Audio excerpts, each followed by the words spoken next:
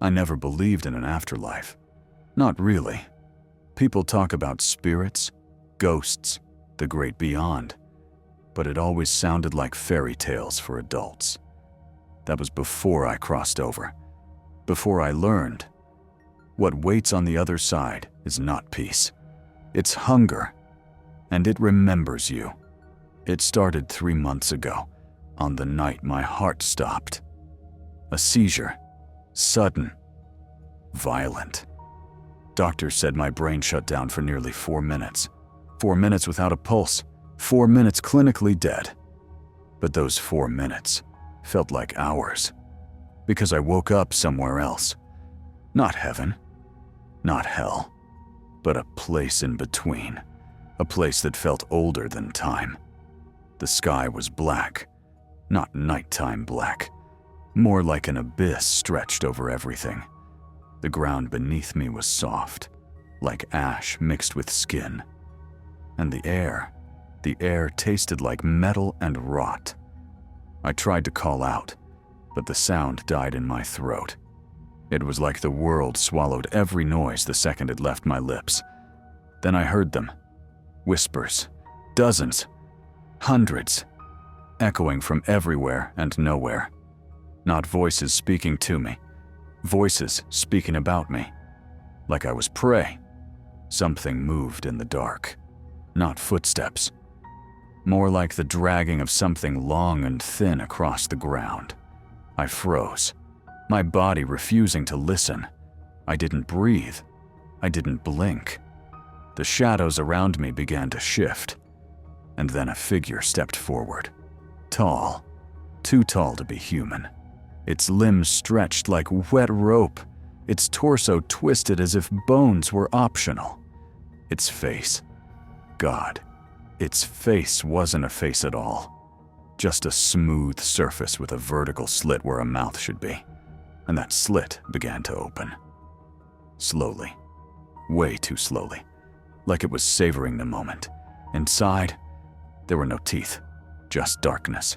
A tunnel of black. It leaned toward me and whispered. Inside my head, not in my ears. You shouldn't be here yet. And then, something grabbed my arm. Cold fingers. Sharp. Pulling me backward. The creature shrieked without sound, rushing toward me. And for a moment, I thought it would swallow me whole. But then, I woke up, in a hospital bed. Doctor shouting, my mother crying. The world bright and loud again. I was alive. I thought it was over. I was wrong, because the whispers came back. At night, in the corner of my room. I'd hear them again. Faint at first, then louder. Calling my name. Sometimes I'd wake up with bruises on my arms that looked like fingerprints. Cold spots appeared in my apartment. Objects moved on their own. Lights flickered whenever I entered a room. And my dreams. God, my dreams. I kept seeing that creature, the tall one, standing closer each time. Watching, waiting, smiling with that slit that wasn't a mouth. I tried to ignore it. Pretend it was trauma, imagination, whatever. But then, 2 weeks ago, something happened that I can't explain. I was walking home late, around 1 a.m. The street was empty. No cars, no people, no wind. Then, the world went silent, completely silent. Not even the sound of my own footsteps. My breath stopped making noise, and the sky above me dimmed, just like the other side. That's when I knew I hadn't escaped. I'd brought it back with me. A shadow formed behind me, stretching across the pavement, long, thin, moving even though I wasn't. I turned around slowly. There it was. The creature, standing in the middle of the street, its head tilted, its arms hanging, its slit mouth slowly opening. You crossed over, it whispered. You belong to us now. I ran. I don't even remember deciding to run. My body just moved. I sprinted down the street, through alleys, past cars, ignoring everything except the pounding terror in my chest. But the thing wasn't chasing me, not physically. It just appeared.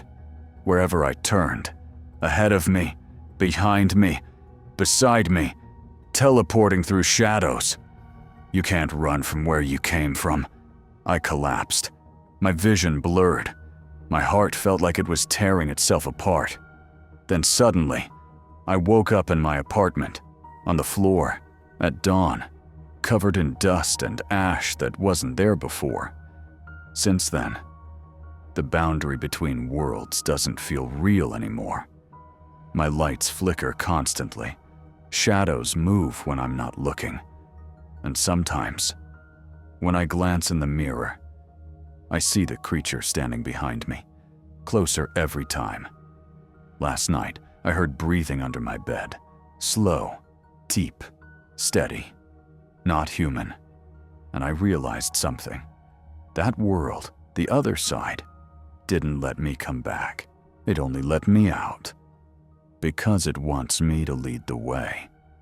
And I think, tonight, they're coming through.